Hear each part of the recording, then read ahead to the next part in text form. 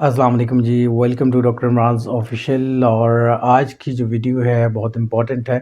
और आज की जो वीडियो है नाज़रीन, उसमें बेसिकली हम डिस्कस करेंगे फुट ड्रॉप को, या ड्रॉप फुट भी इसको कह सकते हैं। बेसिकली इस कंडीशन में फुट जो है स्ट्रेट नहीं होता है, ऐसे ड्रॉप हो जाता है नीचे की तरफ, और उसकी वजह से जो गेट है उसमें अच्छा खासा प्रॉब्लम होता है। तो आज फुट ड्रॉप के हवाले से हम डिस्कस करेंगे कि इसकी मेन जो है वो काजेज़ कौन सी हैं फुट ड्रॉप की, और काजेज़ के अलावा इसमें हम देखेंगे कि इसमें नर्व कौन सी इन्वॉल्व होती है, जिसमें अगर कोई प्रॉब्लम आए तो फुट ड्रॉप हो सकता है।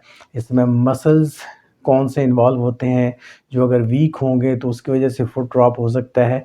और तीसरी चीज़ हम डिस्कस करेंगे, इसमें स्ट्रोक या स्पाइनल कॉर्ड डिसऑर्डर है, वो कौन से डिसऑर्डर्स हैं जिसकी वजह से फुट ड्रॉप हो सकता है, या कौन सी वो कंडीशंस है जिसकी वजह से फुट ड्रॉप की तरफ पेशेंट जा सकता है। तो सबसे पहले तो अगर देखा जाए तो फुट ड्रॉप, जैसे पहले मैं बता चुका हूँ कि फुट ड्रॉप क्या है। फुट ड्रॉप क्या है कि पाँव का जो अगला सिरा है, अगला हिस्सा है, वो ऐसे नीचे की तरफ ड्रॉप हो जाए तो उसको हम फुट ड्रॉप कहते हैं। और बेसिकली फुट ड्रॉप में जब पेशेंट चलता है तो फुट ऐसे घसीट के चलता है, लेकिन बेसिकली ये होता है कि उससे फुट का जो अगला पार्ट है वो बेसिकली ऊपर उठ नहीं पाता, और पेशेंट जो है ना फुट को आगे से ऊपर उठाने के बजाय वो नी को ऊंचा उठाता है। तो बेसिकली नी को ऊपर ज़ोर की तरफ उठाने की कोशिश करके फिर फुट को आगे लेके जाता है। अब इसकी मेन काजेज़ को अगर हम देखें तो इसमें मेन काजेज़ कौन-कौन सी हैं? मेन काजेज़ में अगर सबसे पहले देखा जाए तो नर्व इंजरी हमारे पास आती है। नर्व इंजरी के बाद सेकंड जो कंडीशन है वो हमारे पास स्ट्रोक या स्पाइनल कॉर्ड की आती है, उसकी डिसऑर्डर की आती है। और जो तीसरी कंडीशन है हमारे पास जो है फुट ड्रॉप की, वो हमारे पास क्या आ रही है जी, वो मसल्स की जो वीकनेस है वो आ रही है। अब आज हम डिस्कस करेंगे नर्व। सबसे पहले तो हम डिस्कस करते हैं कि नर्व का प्रॉब्लम क्या हो सकता है। नर्व को अगर देखा जाए तो सबसे जो कॉमन नर्व इस वक्त आ रही है वो पिरोनियल नर्व आ रही है यहाँ पे।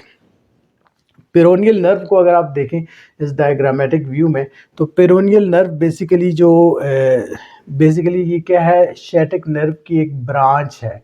पेरोनियल नर्व क्या है जी? शैटिक नर्व की एक ब्रांच है जो नी के बैक साइड से निकल के और टांग का जो लोअर पार्ट है उसके फ्रंट एरिया पे जो शिन बोन है, जिसको बेसिकली टिबिया भी हम कहते हैं, तो टिबिया का जो फ्रंट पार्ट है शिन का, वहाँ तक ये आती है। तो ये बेसिकली ये पेरोनियल नर्व है हमारे पास।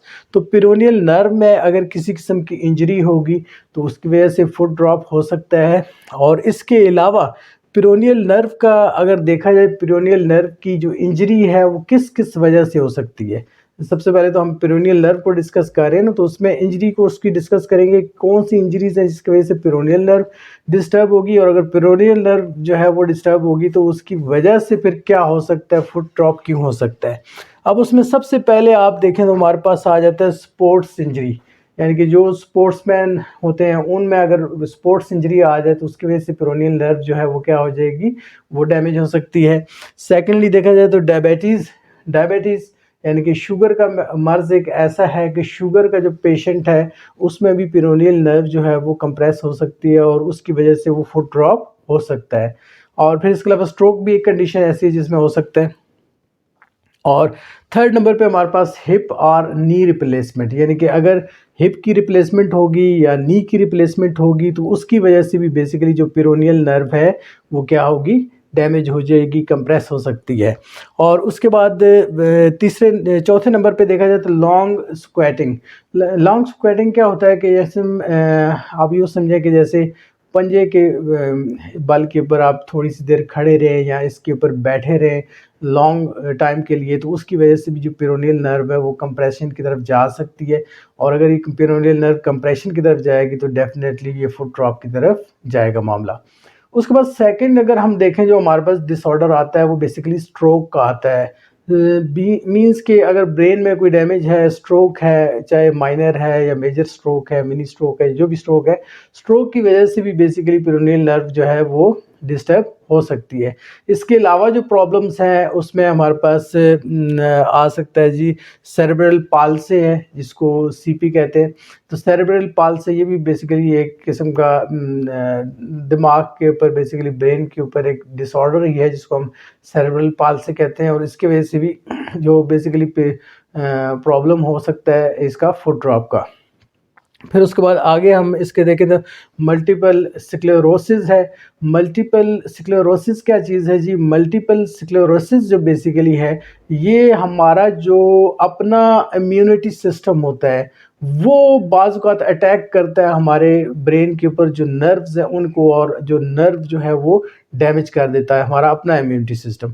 तो ये बेसिकली रीज़न्स हैं ब्रेन डैमेज की, या कुछ अदर रीज़न्स हैं जो जिनकी वजह से भी ड्रॉप फुट हो सकता है। अब हम आते हैं तीसरे और फाइनल पार्ट के ऊपर कि हमने डिस्कस कर लिया कि सबसे पहले अगर नर्व की इंजरी हो तो उसमें फुट ड्रॉप कैसे होता है। हमने डिस्कस कर लिया कि बेसिकली स्ट्रोक है या स्पाइनल डिसऑर्डर है उसकी वजह से फुट ड्रॉप कैसे हो सकता है। और हम तीसरी चीज़ जो डिस्कस करने जा रहे हैं that is the basically muscular weakness, यानी कि कौन कौन से मसल्स हैं जो फुट ड्रॉप में इन्वॉल्व होते हैं। अगर आप ये डायग्रामेटिक व्यू को देखें या डायग्राम को अगर गौर से देखें आप, तो डायग्राम का जो बेसिकली फ्रंट, ये जो फ्रंट साइड है जहाँ पे मेरा इस वक्त फिंगर है, ये जो फ्रंट बोन है जिसको हम टिबिया कहते हैं, शिन बोन या टिबिया कहते हैं। तो टिबिया के मसल यानी कि बेसिकली ये जो मसल आप देख रहे हैं यहाँ से स्टार्ट होता है और नीचे तक आता है, तो दैट इज़ टिबियालिस एंटीरियर, यानी कि टिबिया की एंटीरियर साइड है। और टिबिया की एंटीरियर साइड के ऊपर जब एक मसल आ रहा है लॉन्ग सा तो उसको हम टिबियालिस एंटीरियर कहते हैं। टिबियालिस इंटीरियर के बाद फिर इसके टिबियालिस इंटीरियर जो है जहाँ पे ख़त्म होता है उसके साथ से ही बैक साइड पे यहाँ से मसल स्टार्ट होता है और ये एंकल तक आता है, जिसको कहते हैं एक्सटेंसर हैल्यूसिस लॉन्गस। तो एक्सटेंसर हैल्यूसिस लॉन्गस जो है, इसके बाद फिर हम जो मसल डिस्कस करेंगे वो अब ये बैक साइड पे देख रहे हैं जिसको हम काफ मसल कहते हैं। ये यहाँ से नी से ऊपर से होता होता होता नीचे जो है ना बैक जो हील की जो बैक साइड है ये यहाँ तक आ रहा है। तो इस मसल की जो अपर साइड है, ये वाली जो साइड है, ये पेरोनियल ब्रेवस कहलाएगा। पेरोनियल ब्रेवस कहलाएगा, ये जो बेसिकली इसकी अपर साइड है। और फिर इसकी जो ये जो मिडिल पार्ट है दैट इज़ पेरोनियल लॉन्गस। तो ये बेसिकली 4 मसल्स होते हैं। इन चारों मसल्स में अगर वीकनेस हो जाएगी तो डेफिनेटली वो फुट ड्रॉप की तरफ जाएगा। अब इसमें हम देखें तो सबसे पहले टिबियालिस एंटीरियर, यानी कि जो फ्रंट मसल्स है, आपको टिबिया के बिल्कुल ऊपर जो मसल आ रहा है टिबियालिस एंटीरियर कहलाता है।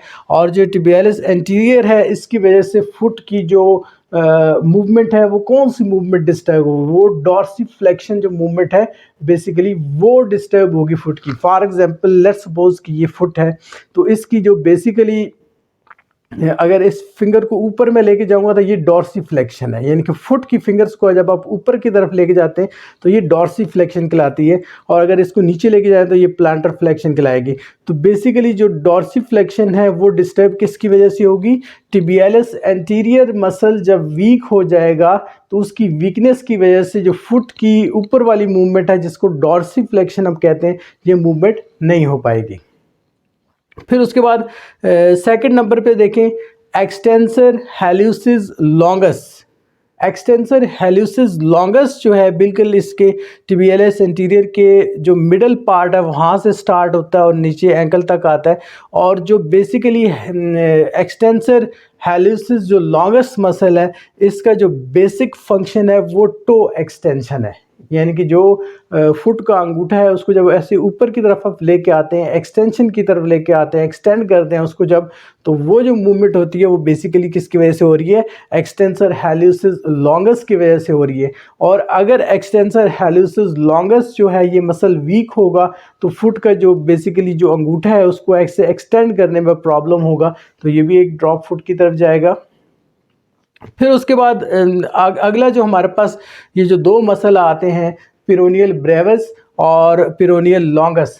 ब्रेवस और लॉन्गस जो है ये जो दोनों मसल हैं ये बेसिकली हमारे जो एंकल इवर्टर को कहते हैं। मसलन एंकल को आप इवर्ट करते हैं, मींस कि जो एंकल की मूवमेंट है वो टखने की जो मूवमेंट है एंटीरियर पोस्टीरियर रोटेशनल सारी मूवमेंट जो है वो अगर बेसिकली ये जो मसल्स दोनों वीक होंगे पेरोनियल ब्रेवस और पेरोनियल लॉन्गस जो है ये दोनों मसल वीक होंगे तो बेसिकली जो एंकल की मूवमेंट है वो डिस्टर्ब होगी और जो है फुट किसकी तरफ जाएगा? फुट ड्रॉप की तरफ जाएगा। अब ये तो सारी चीज़ें हमने आज डिस्कस की। बेसिकली फुट ड्रॉप के सबसे पहले हमने डिस्कस किया कि इसकी काजेज़ को, और काजेज़ में इसकी कौन-कौन सी चीज़ें हमारे पास आई। सबसे पहले हमने देखा कि नर्व इंजरी होगी, अगर पेरोनियल नर्व इंजर्ड होगी तो डेफ़िनेटली फुट ड्रॉप होगा। फिर उसके बाद सेकंड नंबर पे अगर हम देखें तो हमने यहाँ पे स्ट्रोक को डिस्कस किया, स्पाइनल डिसऑर्डर्स को डिस्कस किया, उनकी वजह से भी फुट ड्रॉप हो सकता है। और जो तीसरी चीज़ हमारे पास आई है that is the muscular weakness, यानी कि अगर मस्कुलर वीकनेस होगी, स्पेशली ये 4 मसल्स जो हमने डिस्कस किए हैं, इनमें अगर वीकनेस होगी तो उसकी वजह से फुट ड्रॉप डेफिनेटली होगा। तो ये तो हमने प्रॉब्लम सारे डिस्कस कर लिए। अब आ जाते हैं इसकी एक्सरसाइजेस के ऊपर कि बेसिकली फुट जो है उसको हम फुट ड्रॉप की जो एक्सरसाइजेज है वो कौन सी हम एक्सरसाइजेज देंगे कि फुट ड्रॉप जो है वो जल्द से जल्द रिकवर हो जाएगा। पहली कंडीशन तो ये सुन लें कि जो फुट ड्रॉप की कंडीशन होती है वो कम से कम 3 से 4 माह ले लेती है। तो इसमें परेशानी वाली बेसिकली ये डिसेबिलिटी नहीं होती। फुट ड्रॉप क्या है, ये डिसेबिलिटी नहीं है, लेकिन अलबत्ता इससे जो मूवमेंट होती है फुट की वो रिस्ट्रिक्ट हो जाती है, कम हो जाती है। जो गेट है उसमें चलने में प्रॉब्लम आता है, चाल में बेसिकली उसमें प्रॉब्लम आता है। तो ये बेसिक चीज़ें हैं इसकी। और अगर इसके ट्रीटमेंट को हम देखें तो ट्रीटमेंट में फिजियोथेरेपी एक्सरसाइजेज मस्ट है इसमें। और फिजियोथेरेपी एक्सरसाइजेज में कुछ कॉमन एक्सरसाइजेज हैं जो मैं आपको बता रहा हूँ जो कि फुट ड्रॉप में बहुत हेल्पफुल होती हैं। उसमें फॉर एग्जांपल अब let's suppose this is the foot, तो इसमें सबसे पहले जो हम मूवमेंट करेंगे वो फिंगर्स को ऊपर की तरफ लेके आएंगे, यानी फुट की फिंगर्स को आप ऊपर की तरफ लेके आएंगे। तो ये क्या कहलाएगी, ये बेसिकली डॉर्सीफ्लेक्शन कहलाएगी ये मूवमेंट। फिर अगर इसी फिंगर्स को हम नीचे की तरफ लेके आएंगे तो ये क्या कहलाएगी, ये प्लांटर फ्लेक्शन मूवमेंट होगी। तो डॉर्सीफ्लेक्शन और प्लांटर फ्लेक्शन ये दोनों मूवमेंट आप फुट की कराएंगे। फिर उसके बाद फुट को हम बेसिकली एक्सटेंशन और फ्लेक्शन ये बेसिकली मूवमेंट हम देंगे। इसके बाद हम उसको रोटेशनल मूवमेंट देंगे फुट को। और रोटेशनल मूवमेंट देने के बाद फिर सबसे जो इम्पोर्टेंट एक्सरसाइज जो है फुट के हवाले से, जो मैं अक्सर अपने पेशेंट्स को गाइड करता रहता हूँ, स्टूडेंट्स को भी बताता रहता हूँ कि सबसे इम्पोर्टेंट एक्सरसाइज अगर देखा जाए तो वो क्या है जी, फुट से कैपिटल ABC लिखना। यानी कि फुट से आप कैपिटल A लिखेंगे, फिर कैपिटल B, फिर C, फिर D, तो करते करते Z तक आपने जाना है। जब ये सारी एक्सरसाइजेस कर लेंगे तो ये बेसिकली एक ऐसी एक्सरसाइज है जिसमें जितनी की जितनी मूवमेंट्स होती हैं वो सारी की सारी कवर हो जाती हैं। फॉर एग्जांपल ये फुट अगर ऐसे आपने रखा हुआ है तो फुट को आपने ऐसे करना है, A, फिर उसके बाद B, फिर उसके बाद C, फिर उसके बाद D, फिर उसके बाद ई। तो ये सारी मूवमेंट्स जो है ना आपने जेड तक लेके जानी है। तो जब ये सारी मूवमेंट्स देंगे, प्रॉपर इसकी एक्सरसाइज होगी डेली बेसिस पे, तो इंशाल्लाह उम्मीद है अल्लाह ताला से कि बहुत जल्द बेहतरी आएगी। और मैक्सिमम 3 to 4 मंथ्स हैं उसके बाद ये रिकवरी आती है फुट ड्रॉप की। तो इंशाल्लाह अगली वीडियो में एक नए टॉपिक के साथ हाजिर होंगे। तब तक के लिए डॉक्टर इमरान को इजाज़त दीजिएगा। अंटिल देन अल्लाह हाफिज़, जज़ाकल्लाह।